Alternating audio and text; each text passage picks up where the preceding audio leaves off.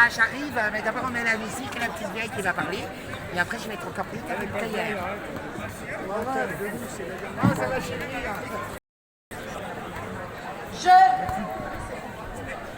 Jeunes de France, du quartier des Halles, qui nous donnaient la parole, merci à cette jeunesse, bravo à cette jeunesse qui est dynamique et qui a compris les choses, qui a compris la situation. Bravo à vous les jeunes et merci de nous donner la parole et de partager cette place dans l'union, dans l'amour et la convergence. Alors, on va essayer de revenir à des choses sérieuses. Qui parmi vous n'a pas entendu parler des mobilisations contre la réforme des retraites, des manifestations qui se faisaient au son de la musique, des concerts de casseroles qui rassemblaient une foule très importante? Et qui n'a pas entendu aussi dire que ces manifestations, bon enfant, étaient ridicules, qu'elles desservaient la cause et ne servaient à rien? Vous-même avez sûrement dû le penser également. Mais à tous ceux qui se mobilisent, ou beaucoup, peut-être la première fois de leur vie, nous disons bravo. Oui, bravo. Car imaginez, nous, ce peuple de moutons qu'on a éduqué à courber les chines, éduqué à consommer de la médiocrité, éduqué à travailler jusqu'à ce que mort s'en suive. Ce peuple aujourd'hui ose dire non, en dansant et en chantant peut-être, mais il ose. Bravo à nous, car passer de l'état d'assister à la souveraineté ne se fait pas du jour au lendemain. Cela commence par une prise de conscience.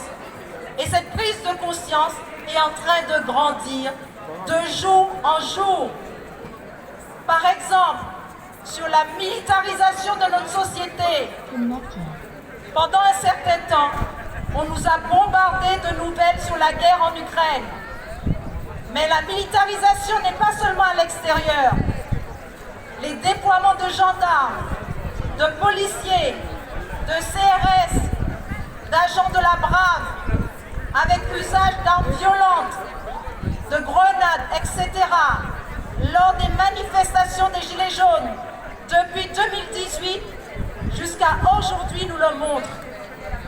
La présence également de la force de gendarmerie européenne, Eurogenfor l'atteste, une police à statut militaire, autonome, distincte de l'Union européenne et de l'organisation internationale qui a été créée à l'initiative de la France.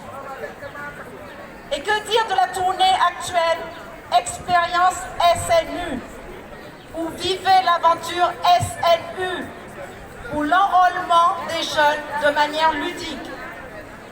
Ce service national universel s'adresse aux jeunes, filles et garçons, de 15 à 17 ans, à partir de la classe de 4e ou aux non scolarisés. Les convoqués sont appelés les volontaires.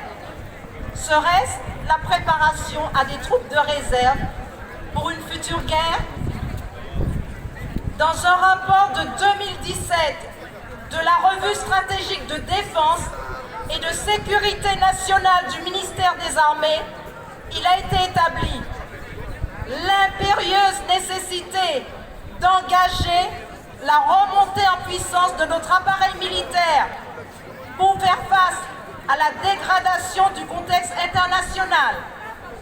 Le retour de la guerre sur le continent européen et l'aggravation des tensions entre les puissances ont depuis prouvé la pertinence de ce diagnostic initial. Les turbulences ne pointent plus à l'horizon. Elles frappent désormais à nos portes. Il importe de tenir le cap et d'accroître la cadence.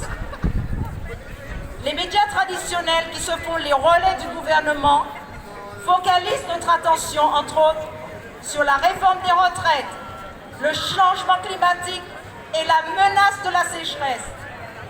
L'urgence pour nos parents et pour vous les jeunes n'est peut-être pas de prendre conscience de la réalité de la guerre qui frappe à nos portes.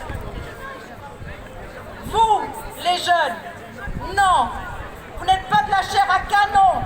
Vous sauvegardez les intérêts d'une minorité.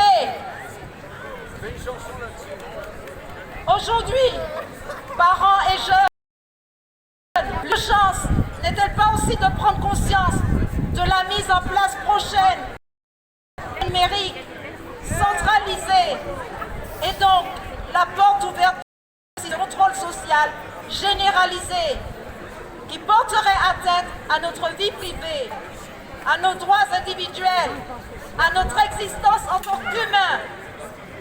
Les consciences s'éveillent de plus en plus et chaque éclairage nous fait sortir de l'ombre, chaque jour un peu plus. À tous ceux qui ont rejoint timidement les manifestations où ça chantait, où ça dansait et qui sont maintenant prêts à être acteurs, unissons-nous. À ceux qui n'ont jamais manifesté et qui souhaitent agir, unissons-nous. Les collectifs qui ont réfléchi sur le monde de demain, basés sur des valeurs plus saines, existent déjà et donc sont en cours de création face à la gravité de la situation. Bravo à eux, bravo à vous, bravo à nous. Et pour un monde meilleur,